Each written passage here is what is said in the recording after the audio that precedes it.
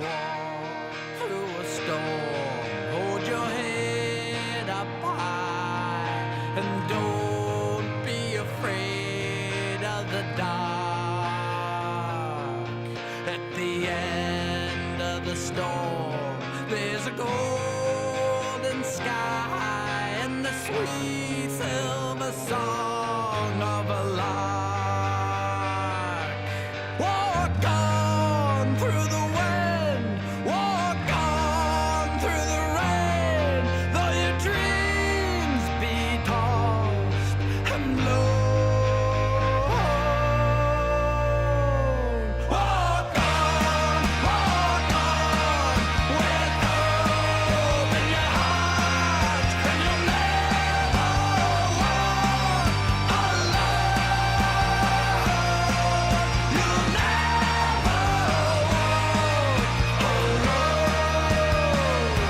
when you walk through a storm, hold your head up high, and don't be afraid of the dark.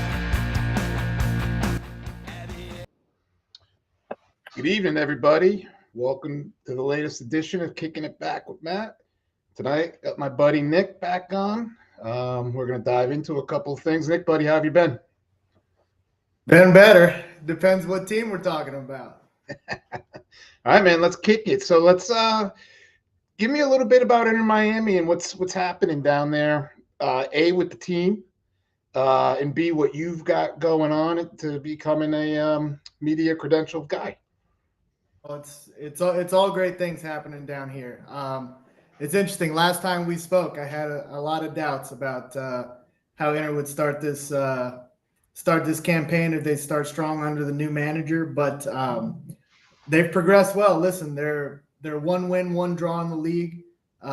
They won both legs of the round of 32 of the Champions Cup, CONCACAF Champions Cup.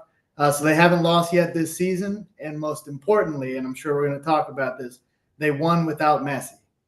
So the squad has shown incredible talent. Some of the new signings, a couple of the youth are scoring goals for fun. The team is playing extremely well, and the manager's really got the backing of his players, and he's sticking up for them in the media. All of the vibes are great. The team is flying to start the season. Did Messi travel with them to Texas? Didn't even travel. They said why bother? The idea at the beginning of the season, this was addressed by Mascherano. He said, listen, when we rest players, they're not going to travel. It's not because we don't want them with the team, but it doesn't make sense for them to spend 6, 8, sometimes even 10 hours, if you're flying up to the western part of Canada on a plane just to not play. So players who are rested will stay home. Obviously, he was mostly referring to Messi, trying to head off that speculation of, why isn't Messi traveling with the team? If it's a rest week, you stay home. Hey, now are they going to do that with Suarez and these other couple of aging guys? Absolutely. Rotate this through them?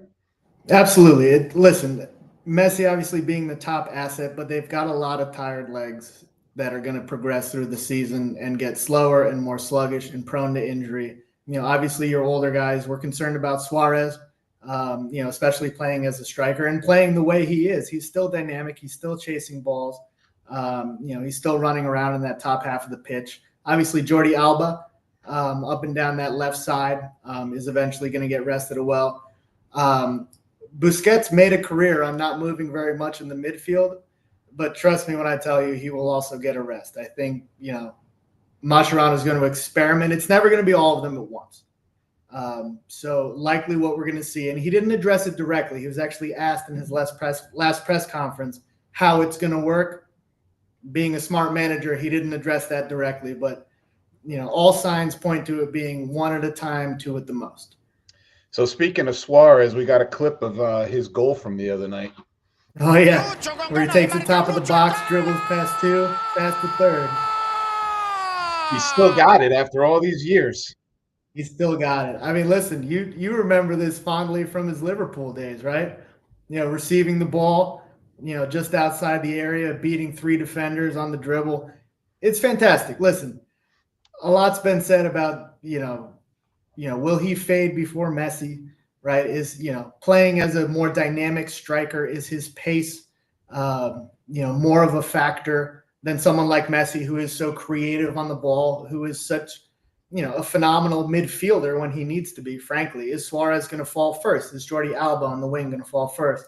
Well, Suarez had 3 assists in the last game, so not only can he still run, he can still create on the ball and off the ball, creating chances for his teammates. So far, and granted, listen, we're 4 games into the season.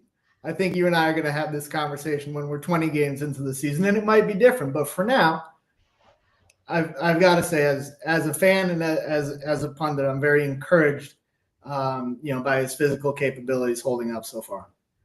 So you just said the term pundit. What do you got working behind the scenes down there? Well, we're credentialed to Inter Miami, so we're going to be attending both press conferences and all of the live home games for the rest of the season. So, Bleacher Brothers will have staff on site for every home match for the rest of the season. So we're very excited about that. I'm fortunate enough to be part of that. So nights and weekends we'll be there to support the team, get an inside look, talk to everybody we can. And you can look for Nick's write-ups right on the Bleacher Brothers website. Yeah. So let's get into it, because I texted you immediately on Sunday after these PKs. I had to get your take. We've dabbled in it before. We talked Man U when the last gaffer was there. Yep. And I know Moram said it's going to get worse before it gets better. But this is just turning out to be a disaster. Like, in my opinion, a disaster. You tell me what you think. Tell me what's going on. Yeah. Well, we're ready for this question. I've done my research so that I'm not speaking from my heart as a fan, but just a gut reaction. Disaster is a great word. It's been abysmal. And the problem for a club with the stature of Manchester United is that stature only lasts as long as you're winning, right? And results, as we've seen, are not only driven from the players on the pitch, but the structure of the club. And unfortunately, there's a lot of debate of whether or not Amorim is a good manager for the club. The reality is that needs to be put aside when you're discussing the absolute disastrous state of Manchester United.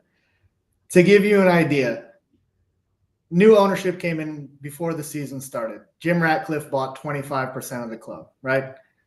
His 3 major moves since he's joined, well, not talking about hiring and firing, his 3 major adjustments to the club to become profitable and start winning again. He's fired 450 people. He's taken away staff lunches for the entire staff of Manchester United. And he raised the ticket price mid-season for children and elders to the same price as adult tickets. So really? They're not getting much help on that front. And the idea is, allegedly, that he is a lifelong fan of the club and he wants to address it the only way he knows how, which is to make them profitable again. Manchester United, on the books, have had 5 years of losses in a row. Net revenue for the club has been negative for the last 5 years in a row. So they're losing money. And do clubs lose money? Sometimes, yes. But the problem is Manchester United isn't just losing money. People forget that this is a problem 20 years in the making. 20 years ago, the Glazer family from the United States, who also owns the Tampa Bay Bucks, bought Manchester United for $1.5 billion. What a lot of people on the outside didn't realize is half of that was a leveraged buyout. Right. So they used the value of the club to borrow almost $790 million as debt against the club to buy the club. So from 2005, Manchester United, for the first time in its history, a club that had been around for over 100 years prior, went into debt, and it went into debt to the tune of almost $800 million. If you combine that with the spending, we love talking about the transfer spending. You love these names. Let's talk about the last 5 years. Some of these incredible highlights of why this club is doing so terrible. And they didn't have money to spend in the first place. They spent $95 million on Anthony. Yeah. Now been loaned out. They spent $75 million on Rasmus Højlund, as I think a total of 7 goals for the club. $70 million on Casemiro, who is well beyond his prime. $50 million on Onana to replace David De Gea, who's been a disaster in goal for that price. $65 million on Mason Mount. $62 million on Lenny Yora, who, granted, listen, he's still a teenager. Jury's out. I would say, in my personal estimation, 3 signings in the last 5 years were worth their weight. Lisandro Martinez, we signed Uarte last season from PSG, both of those north of 50 million, and De Ligt from Bayern at 45. But that's over $475 million to get 3 good players.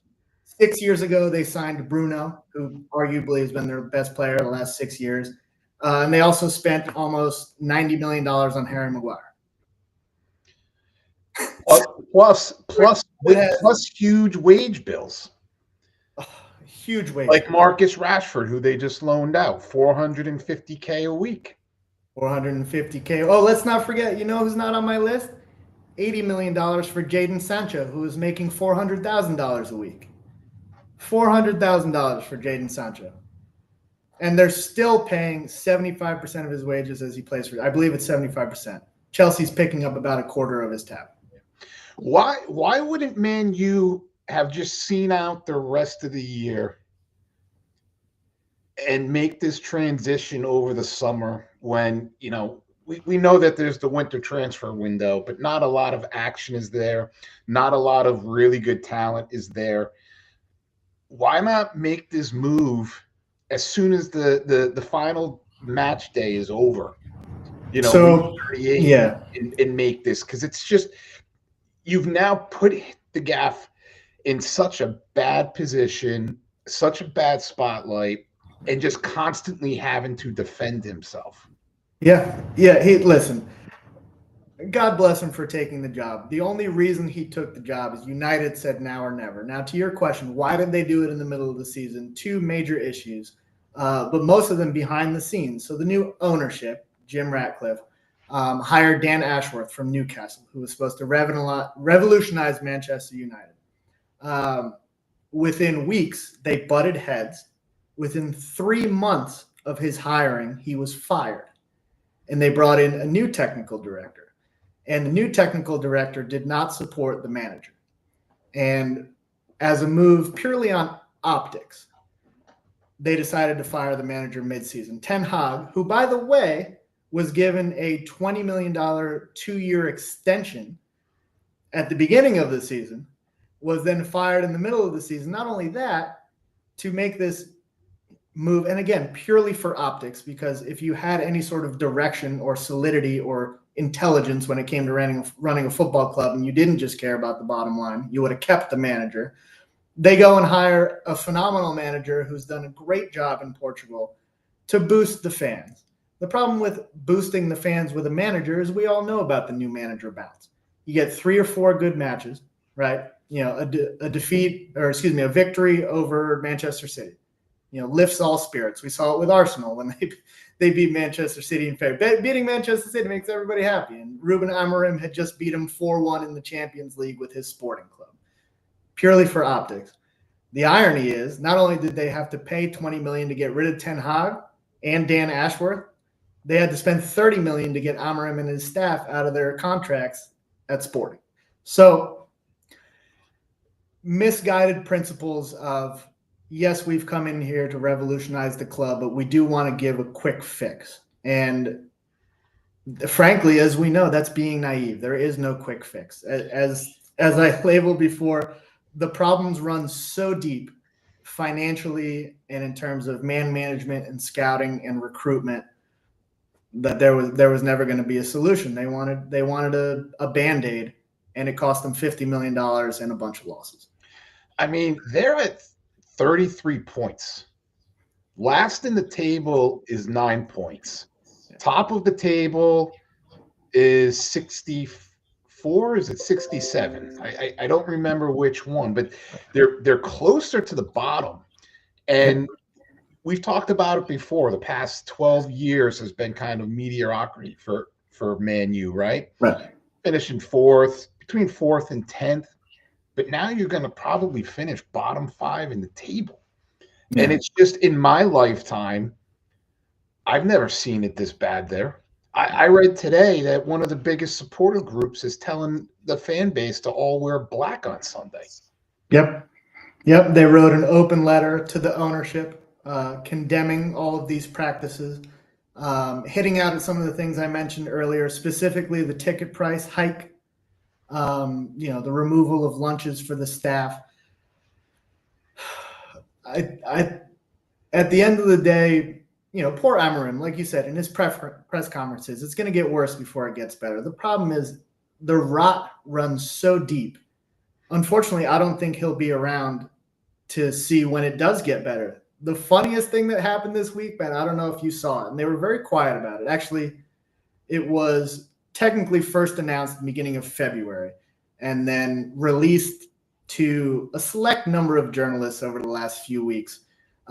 Manchester United has something called Project 21 to win their 21st Premier League title. They're on 20 right now. They want to, stay ahead of Liverpool, who's won obviously not as many Premier Leagues, but English top flight championships. In the past, the goal. What year do you think the goal is to win the title again, based on everything we know about the club? I'll ask you first before I put it to you. 2026?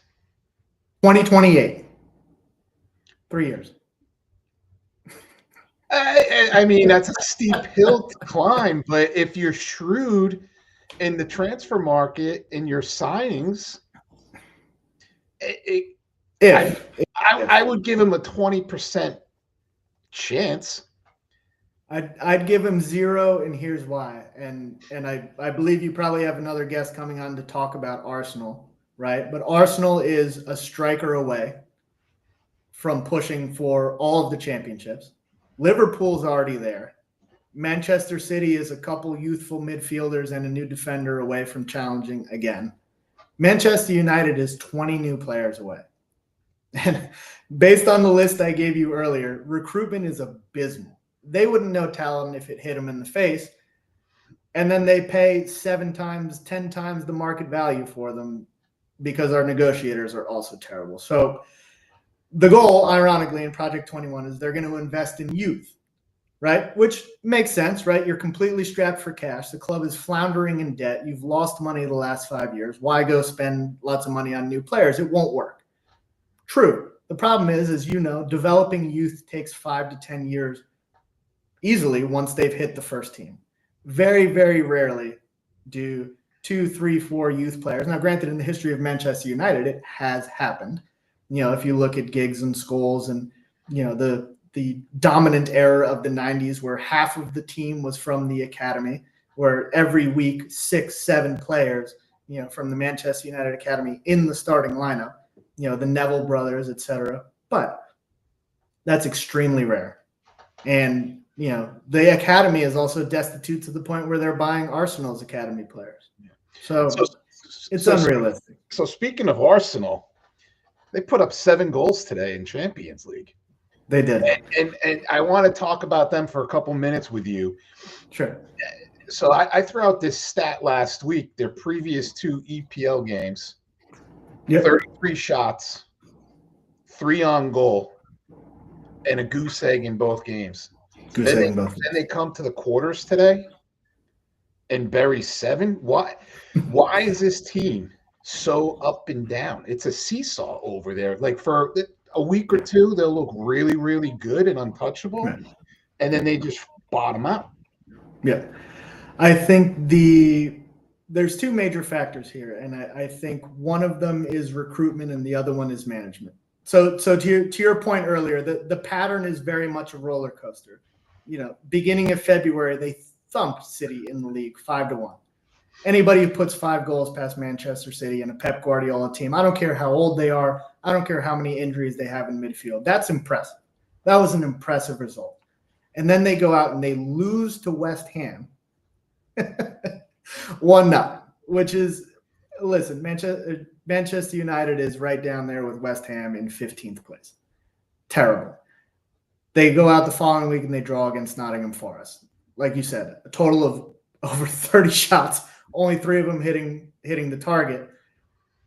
Big factors, twofold. Summer recruitment, number one, not buying a premium central striker. I truly believe that this lineup, now granted, you couldn't foresee injuries to Odegaard and then obviously the devastating injury to Bukayo Saka, right? Yep. So that not being foretold, their summer recruitment was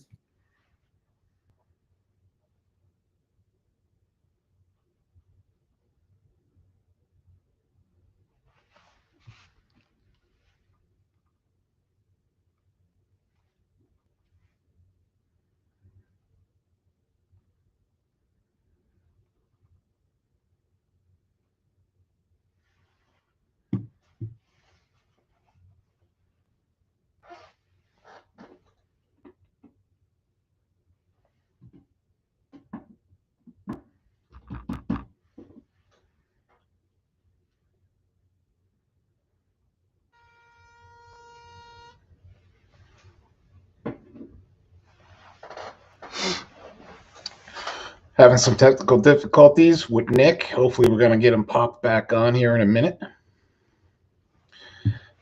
Anyways, what we were talking about. Can you hear me? You lost me there. I'm sorry.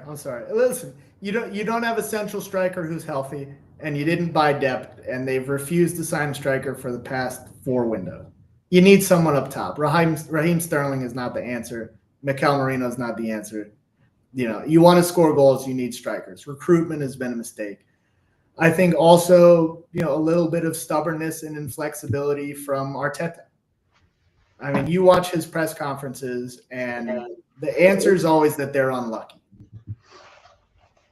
And to a certain extent, I agree. When you shoot the ball 30 times, you only hit the net 3 times, and you don't score. Yes, it's unlikely that professionals at the Premier League level are shooting that much and missing that much, right? Usually about 20 to 30% of shots go on target for any average team in the Premier League. So they're well below. They're at 10%, less than 10%, actually. So that's unlucky to an extent. But at the same time, if you were developing the youth appropriately, strikers like Obi Martin, who's now in games for Manchester United in both the FA Cup, the Premier League, and unfortunately is not qualified for Europa, would probably be playing right now and scoring goals in that team. But he didn't get opportunities and he asked to leave. So whether or not Arteta is directly in charge of the structure of the youth development at Arsenal, hard to say. There's several people who play a factor, but ultimately the manager makes the final decision. Who's on the bench and who's playing. And when you don't have a striker and you're not using your phenomenal prospects in your youth system, you're not going to have a striker. He left because he wasn't playing. So I think that's mismanagement of the youth program on Arteta's part. Well, and two, I saw this great thing the other day. Declan Rice, 115 million. What they paid for him for that transfer fee from West Ham. Liverpool, McAllister, Gravenbach, and Soboslai. The 3 of them total in transfer fee was like around 90. Yeah. So I think. I just think that like sometimes these clubs get so infatuated with a particular player and they think they need to reinforce that position, and then they'll just go out and they'll just way overpay and go overboard, and then that's pulling funds, resources that you need to invest in other areas on the pitch. Yep, and it's a recruitment issue in terms of the scouting department and an overdependency of English clubs on buying English players. Declan Rice, listen, to be fair, was probably a $70 million midfielder. They paid an additional 40 plus because he's British, because he's from England. He fits the Premier League quota for you need homegrown players in your club, and arguably, and there's a lot of wishy-washy definitions in the rules, in your starting lineup. So they paid the premium.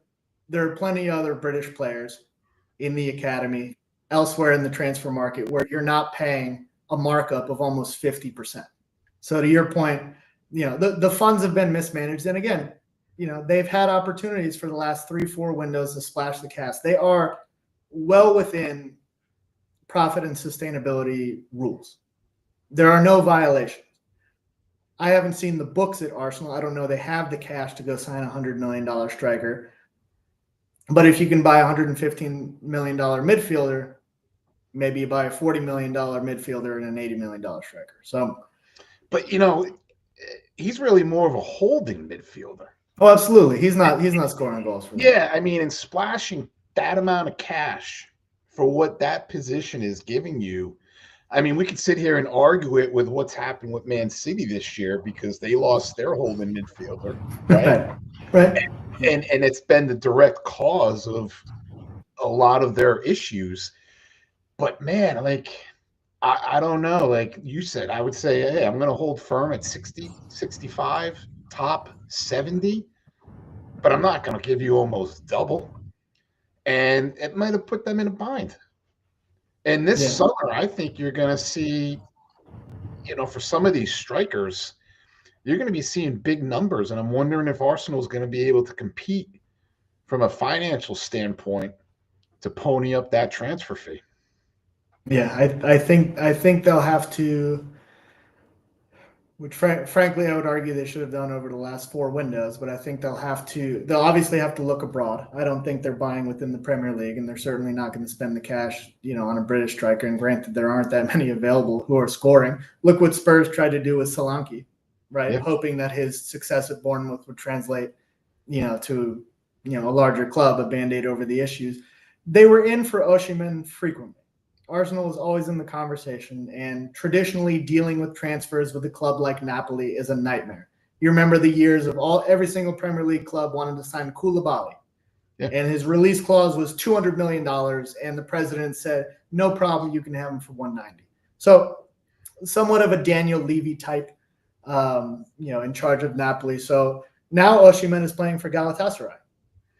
So perhaps a chance for Arsenal to splash a moderate to high amount without paying that premium to, get a proven goal scorer in. But it has to be number one for them moving forward.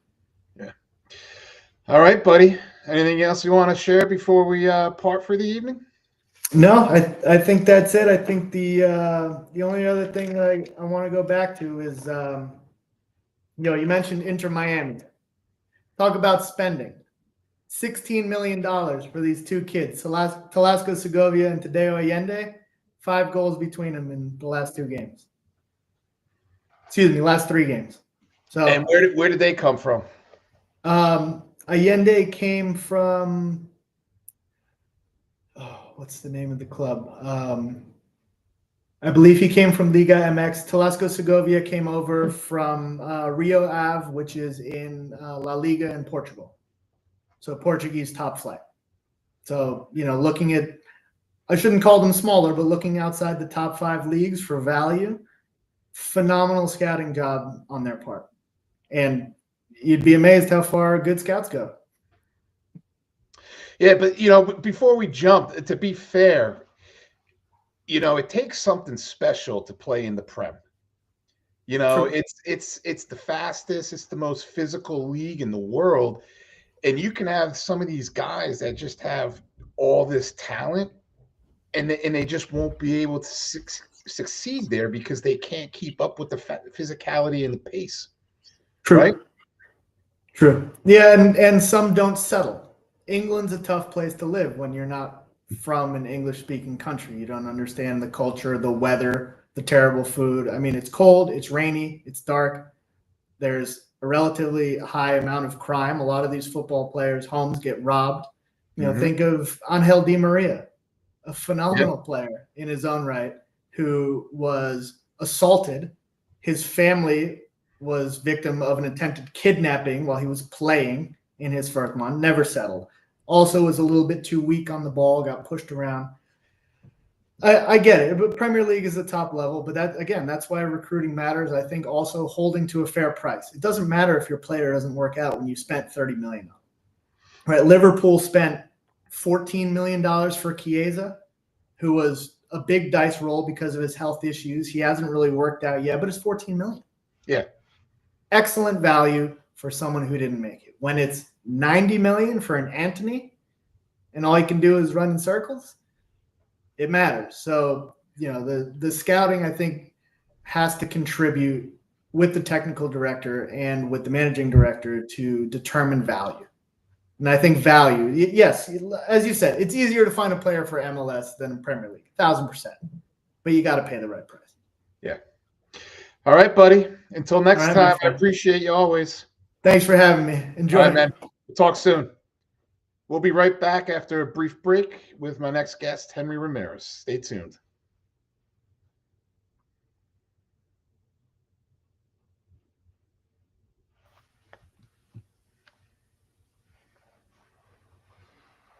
Hey, Henry. That was good. That was good. Except for the Anthony thing, he's actually killing it for Getafe. So, I mean, I'm sorry. I feel like recruiting, they got. Yeah, but Nick's point, I think, is the initial outlay. But I think it's behind doors, brother. I think it's behind closed doors is the real problem for United. I don't think it's anything other than that, because look at everybody that left, and they're doing so well now. Sorry. It's United's back room or training staff. It's got to be one of those things. That was great point until there. He had me everywhere, all of it, and I was like, except for that with Anthony. Hey, look. To be fair, we might be staring at it with Nunez this summer. Oh, dude, I love him, but I think you and I are in the same boat. If we can make money for him, I think it's time. You can't buy a player like that, but you also can't waste money as much as we did and only have how many goals? He wasn't a flop like Anthony, but he still did not have the numbers. So, and 2 weeks ago, when he moon rocketed that ball at the end of the game, against Aston Villa, he was 5 feet out from goal, and he kicked it 60 feet over. Like he was gonna give it to a fan out in the stands. Like, here, you want a match ball? It's all yours. Yeah, so it's just like I love his work rate 90% of the time. Yeah, but it's that lack of quality finishing. Yeah, by him, that's a concern. Oh yeah, dude, that is my biggest problem with him. But also, how hard is it to find a player who just doesn't get injured like he does? He rarely gets injured. And I love the fire that he gives us, dude. I love that push. You took that ball away from me. I'm getting it back. I'm sorry, that's mine. I love that. I mean, we've seen it also where it got us in trouble if he's in a bad mood.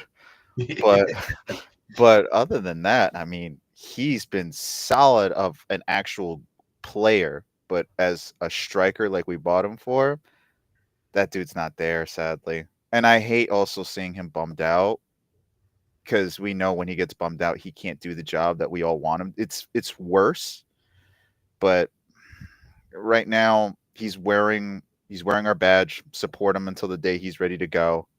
I'm hoping he could turn around, because you know what? We still have a few more games. 11, correct, right? 11 more games? Yeah. We never know when we might need him. We could be an injury away from needing him. A Jota injury? Yeah, a Jota. And again, Jota was disappointing that game too, immensely. 2 games back to back, Plymouth and that one. Those were not good games from Jota. I don't know what it is with him, but he's not escaping from me either. Like, sorry. And we all talked about Diaz. What is he doing? Well, he's just shut us up the last game. So he's like, no, I'm back. I'm here. Yeah. I'm ready to play. So I don't want to get into Liverpool tonight. No problem. But just before we switch gears to really why I wanted you to come on, thoughts for tomorrow. What are you thinking? What are you feeling? I'm feeling good. I know everybody says Liverpool should be worried, but I'm feeling good. Yeah, we're on attraction. We're going in hot. I mean, Mo Salah looks like he's just ready to play. I mean, this is Champions League. That's his thing. I'm not saying he's going to bang in like 3 goals, but brother, give me two assists. That's fine. I like Szoboszlai finally coming in his own. And I think if we can just keep pressure on them, or to be honestly, what Slot did against City, let them attack, we go back. and we just go back from there. I don't know. This is why I'm liking Slot, because I'm learning more and more about him in each game. Everybody calls this boring, a little bit definitely not gegenpressing or heavy metal football, but I'm also noticing the crazy things that we're doing from time to time, especially with midfields and forwards. So I'm feeling good, dude. I'm feeling good. Yeah, I mean, I think we'll get a positive result. I'm not going to say we're going to win, but I don't think we're going to lose. And I'll be more than happy to walk out of there with a draw with the Oh, hell. return leg Mm-hmm. where I'm reporting from today, Nice. Anfield. I like two things. I like the fact that they have a week off. They haven't played since last Wednesday. It's been a long season on many fronts and many competitions. And they're playing Southampton next. Yeah. Bottom of the barrel.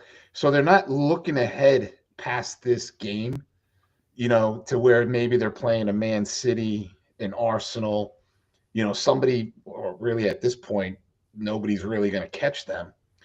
But they don't have to look past this game. So they can be solely pure focused right here. PSG's been playing really well. Oh, they've been playing wonderful. I mean, look what happens when you don't get an all decked out star like 11. It helps. Sometimes you need that. And also kind of, would you call it a refresh a little bit for them? Probably, right? Like a little bit. Refresh, revamp. They've brought in some young, quick, fast wingers, right? Yeah. They've kind of retooled that roster a little bit, and they've been surprisingly good, and they're probably further ahead at this point than what maybe anybody was expecting. Yeah, and a Dembele that's scoring goals. That's the dude Barca bought, and that's not the dude that showed up. I mean, maybe he just wanted to go back to France and just be like, "Yeah, I just wanted to come here the whole time." Right? So I'm feeling good. And then we'll see. As long as Real's in this thing. Mm-hmm. They looked a little in trouble today too, so I'm okay. I'm okay. I would love to play Real again, especially since everybody's talking, oh, they're back. I would love to play with them again, but concentrate one step at a time. Let's go get PSG. Let's go get that. Let's just show full force. And again, this is Champions League. We got tons of players and captains of national teams in our own squad that kind of want to show up just because it's, again, you're playing PSG, and I think they want to show up. Yeah, so I want to get into FA Cup. Mm-hmm. 2 PK shootouts. One on Sunday. I talked with Nick. We just barely brushed on it. I didn't want to bring him to tears from that. But I know, AJ hates these PKs. He doesn't like them. He wants to play until they drop or start pulling dudes off the pitch. Mm-hmm. I love them, man. I love them. You know what's really crazy? When you have to be in the stands and take them, it's nerve-wracking. We've done it so many times at Red Bull Arena. It gets nerve-wracking. Like you could just see it in your own crowd, especially supporter sections, where you got people who will not pay attention to the pitch. They'll turn around. You got people covering their ears or their eyes. They don't want to. It's penalties. And also, that's just us. I don't even want to know how it is on the player. It's nerve-wracking. And you could see that with some of the United players. They didn't look too confident taking their shots. Oh, Ollisfort, right? He was the one at the end. Mm-hmm. That's the one that ended it. I immediately texted Nick and I said, that guy looked like he wanted no part of being up on the spot. No. And hitting that. And that was one of the worst PKs in a pressure situation that I think I've ever seen. Well, they put an Arsenal. You put a kid last. Why? That's a lot of pressure on a kid. He should have been first. Yeah. And I also don't know why Garnacho didn't want to take one either. That is the biggest question I've been asking. Why didn't he want to take one? Why did Gordon? That's a good question. Why didn't he want to take it? They did not feel confident in themselves? That right there, I think, is a little bit behind United too. I'm like, are these players confident anymore? Do they feel like they're part of this anymore, or are they already, some of them, just detaching? I think they don't want to be the guy that makes the mistake. that lets down the fan. I mean, we can all feel it, whether we're Man U fans or not. The tension there, right? And the weight on their shoulders. And I don't know. In my opinion, I feel like they were playing a little bit less of a talented team, right? Mm-hmm. And it's just like I don't want to be that guy that makes the miss. Yeah, You know? but someone that's also youthful, like youthful, such as Garnacho. You had Anthony Robinson. His shot was right there, right, and he took it with full confidence. And I'm like, that's a team that came here to do it, and it's like either we win or we lose. We're gonna go all out. And United, I believe, by the second half, I was just seeing it slowly, little by little, just not enough force, not putting on that much pressure. And also, I don't know if you noticed it, going back and forth between the air balls for like a good 5 minutes. It was just going back and forth. I was like, okay, this is the game that they're playing, and Fulham's trying to go forward it, and I think United's like, we got to just spin this clock, just let it just spend a little bit more. Let's see what we can do. Fulham looked like they wanted to win, Yeah, right? yeah. They I mean, played like it. They acted like it. In the PKs, the confidence in each one of those guys, it's like, I got this. mm-hmm. You know, like I'm not worried. I'm going to step up. I'm going to hit it. I don't know. And then yesterday, that poor kid from Ipswich, Oh yeah, oh yeah. make it to go to the 6th round. Mm-hmm. And when it was the pretty good PK. Just, the goalie guessed right. Yeah. I mean, that's the beauty of the FA Cup. You got teams like Ipswich, Plymouth Argyle. They got so close and all that other stuff like that. I hope to see more of it because, and I also wanted us to be in it too. But to be honest with you, this is the first year I think we're actually having a very crazy mix, right? In the quarterfinals. I'm Mm-hmm. up for it. I'm up for it. Let me see what's happened. Please, somebody knock out City. Yeah. I mean, hey, and the way they're going, Bournemouth could be a very formidable foe for them. I have to cheer on for Bournemouth now because of Tyler Adams. Like I Yeah. have to. I have to. I'm rooting for the little engine that could, Preston. Same here. I mean, like I'm rooting for every small team other than City. Like I just don't want them. I don't care who it might be as long as it's not them because this is actually a really exciting FA Cup. It is. Arsenal's out, we're out, United's out. I'm like, wow. Spurs is out too, right? Yeah, Spurs is out. This is one crazy FA Cup, and it's entertaining where you got two games going on at once. I have it on my computer and the television. I'm like, this is awesome. So I'm looking at the quarters right now. You got Preston, Villa, Bournemouth, Man City, Fulham, Palace, Brighton, Nottingham Forest. So, like, outside of City, this is like fun and entertaining. Yeah, I love this. No, this is honestly, everyone's like, oh, there's no Premier League. I was like, yeah, but there's MLS and FA Cup.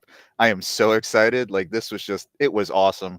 I love it when it's like these clubs because it's just again, yeah, I do like watching the prime clubs in it, but if they're out, dude, this is a free for all. Let anybody go for it. Let's go. I have no one in the game other than like rooting for Bournemouth, but even then, as a like you're like me, a neutral. This is awesome. This is going to be a lot of fun, and especially if City gets knocked out. Oh, please. Then it's like throw the cards up in the air and see, because from the rest of that lot, it's going to be anybody's cup to win. Mm-hmm. And that's what's going to make it. I almost wish Pep would just throw it. You know what I mean? And just say, hey, let one of these clubs that don't really ever get this far get a chance to lift hardware, and then just let them have a go. We're having a season to forget anyways. I mean, Christ, he's talking about bringing Rodrigo back. You know, with that point of yours, I think he's not gonna, because this is the only domestic trophy he can actually win. Yeah. No, and I feel like he's gonna go all out, or like we've seen before, when Pep overthinks, always in these semifinals or even these quarter ones, if he overthinks, he makes mistakes. And let's just hope for that. And the good thing is these aren't two-legged. No. Did Bournemouth beat them in the Prem this season or tie them? I believe it could have been one of their defeats or ties, but that'd be great too. Any of the teams like that. I think they beat them Yeah, like would back love like that. late October, early November. I think I got so. I got some bad news the other day for me. I'm gonna miss the Carabao Cup final. No, really? Yeah, my daughter's college lacrosse game from this past Sunday got rescheduled to the 16th. Oh, are Yeah. you going to be able to at least watch it on the phone and then be able to watch their game, or it's going to be happening simultaneously? Uh, do you remember what time the game's at? I believe it's going to be at like around 12:30. I believe Yeah, 11:30, and 12:30. her kickoff is at noon. Yeah, they like to keep those games a little bit earlier, not like the 3 o'clock or 2 o'clock kickoff. Yeah. So I'll try to have it on my phone. I'll definitely at least have Sirius on. Yes. My ESPN FC app. I'll listen through that. So yeah, I'm excited. This is a fun time for the FA Cup. Hmm. You went to the Red Bulls game the other night, Loved it. Loved home it. opener. Loved it. They played Nashville. Hmm. They won 2-0. Yes, they did. In the first half, both goals, especially the little baby bull in the beginning. He got us our first one. Kid was so happy.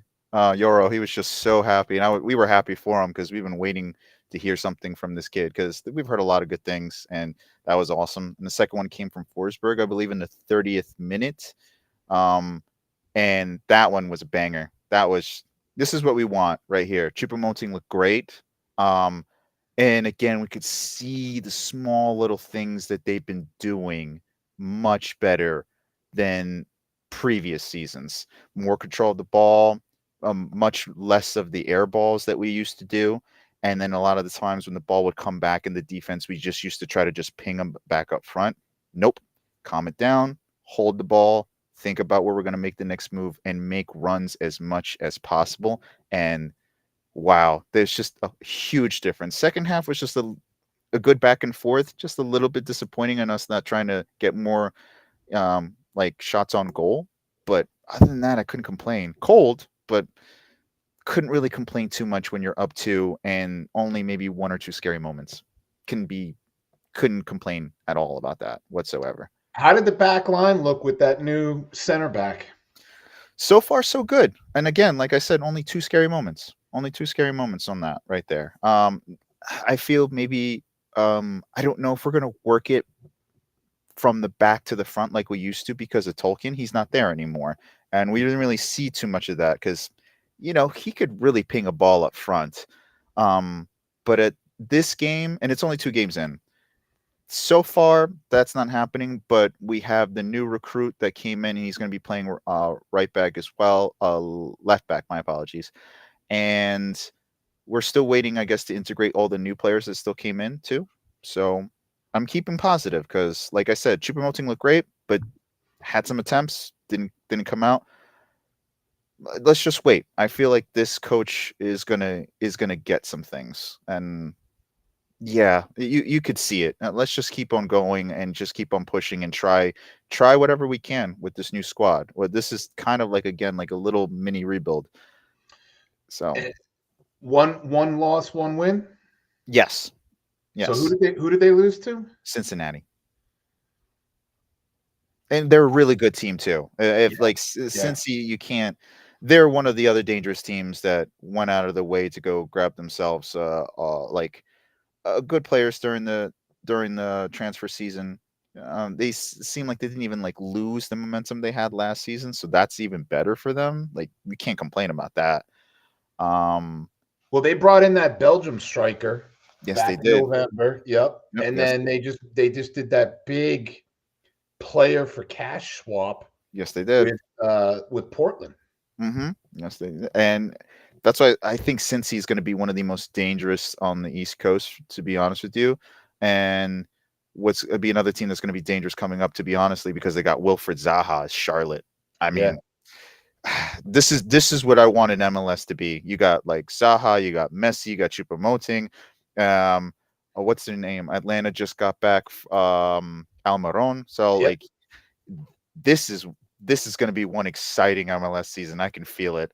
And LA losing, I'm like, yeah, this is good. This is what I want to see. This is the MLS that like. I know a lot of people might dig at it, but come watch a game. It's fun. That's literally MLS's. It's just fun. Yeah, I hope the rumors are true that Griezmann is going to be coming this summer. Yeah, and possibly De Bruyne too. Possibly De Bruyne. We're hearing really strong links about him too. Where he's going, nobody knows. Everyone thinks it might be NYCFC, but that's not always direct how it goes from City to NYCFC. That's not always how it Right. goes. But yeah, if those two can come in, especially Griezmann, who's still playing pretty well, and can come to a state where where he'll come in is probably nice, warm, hot summer, which will probably be not too bad for him a little bit. Yeah, come on in. Let's have some fun. Let's play some ball and here in the States, especially before World Cup. Let's get all these people excited about that. Yeah, I mean, De Bruyne, I think, would do really well in MLS. I think so too, because the pressure is not as high as it is at City. Yep. It's not. This league right here, a lot of the times is like when you're playing in your position, that's mostly it. You're not like really playing in positions where you're playing 2 or 3 different types. You know what I mean? Like you're going to be holding and you're going to run forward, and then you're also going to have to run on the wing. You know what I mean? Like those type of no. You're going to be. This is your position. This is where you're going to stay. You're going to be the master distributor, and I feel like that role will probably suit him more wherever club he goes to. Yeah, I'm looking forward to it. I think it's going to be an exciting season.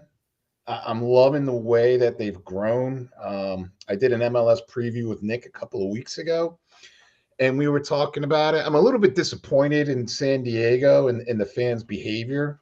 Oh yeah, that was poor. That There, was you're an expansion team. Like you're first like the year. new jewel of the league. Everybody wants to see you do well. You got beautiful weather down there, right? Everybody's exciting, and then like I read one day that this happened, and I'm just like, it's not a good look.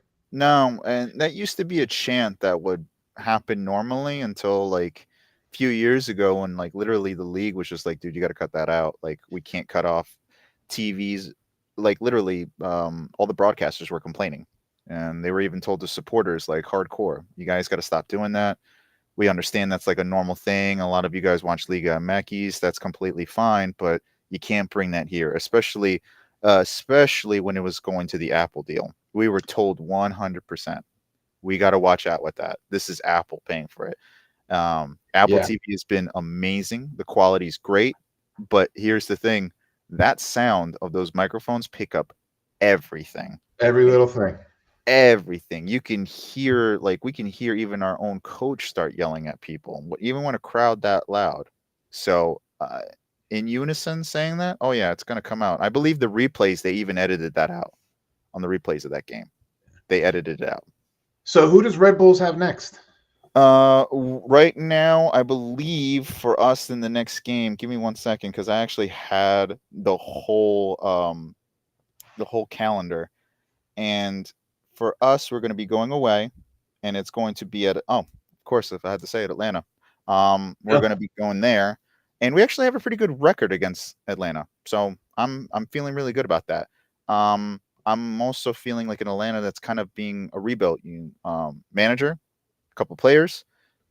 Okay, let's take advantage of that right now if we can. So I threw this stat out to Nick a couple of weeks ago when we did this preview.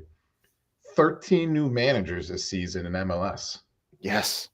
13 out of well, if you want to count the San Diego guy, 13 out of 30. That's almost half of your league. Yeah. You got clubs that were not playing so great, like Chicago Fire. You need to grab some. NYCFC, I know they were not happy with their manager last season, but he didn't actually even play that bad. They just didn't hit the accolades that I guess they were expecting. And that's the thing I get a little worried about, that we're kind of doing this like we're Chelsea a little bit, like this league, just getting rid of managers that just don't work out. To me, it's like you need to give them a little bit more time, because this is, for some managers, a completely different league to them. Completely different. You don't play the same rules. You don't got promotion relegation. Your transfer seasons are while you're still playing. That's kind of weird. You know what I mean? Like, especially the summer one, where a lot of teams have the time to just, look at their books and look at what they need. Not us. You got to make your move like that while you're still playing in getting close to end of summer too. Oh, guess what? You got playoffs coming up. Yeah, and you got to manage travel. Yep. You go across the pond. Mm-hmm. All these clubs are all in the same country. Here, East Coast to West Coast, Seattle down to Inter Miami. And think about any tournament that you're in, because we still travel to Mexico if it's going to be one of those games. Oh, yeah. So and of course, everybody always forgets, we still got to play the Canadian team, guys. Like, we still got to go up there and go play them. So you're not wrong at that at all. It's so rough for some of these managers from European, and they even when they hold a status, and it's hard work. And I've noticed that from a lot of them. It's hard work because it's completely different. So, Inter's next CONCACAF Cup game, they're playing a team from Jamaica. Mm-hmm. In Jamaica. Now, imagine if that was Seattle. Yeah. And for that level of game, for you to have to get on a plane and travel that distance, I don't know. Like, that's a big ask. It is. And a lot of the times, too, when they leave, they only leave maybe like a few days before, and then they land, and then they train, and then go straight to go playing, and then come back. And sometimes when we have these tournaments, it's kind of like a little bit like us in the Prem, where you got a game 3 days away now. And sometimes you see it on the pitch when you watch games like that. It's more tiresome because for us, and you live here in the United States, summers are hot and winters are cold. So we're not like constantly cold all year round. You know what I mean? We're not like that, or nice and warm all year round. No, even when it's a nice 9 o'clock game, it's humid, it's sticky, it's gross. Like, it's not comfortable at all sometimes. So I see that too as also probably being a thing that players and managers have to get accustomed by too. For sure. You gonna be heading to MJ's tomorrow? I'm gonna try my best, to be honest with you, because at least my work knows that I take footy seriously. So I'm gonna try my best. It's Champions League. I know, like, my day tomorrow is not looking good. But I want to be there with the other supporters of our club and kick it with them. I love kicking it with you. Thanks for coming on. I appreciate it. Of course. Yeah, I love this. We got to get you out to a game. Yeah. Let me know the next time you guys are going. I'll see. I got to match it up with my daughter's schedule. Yeah, definitely, though. I'd love for you to come, bro. All right, man. Sounds good. Have a good one. Hopefully I'll see you tomorrow. Yeah.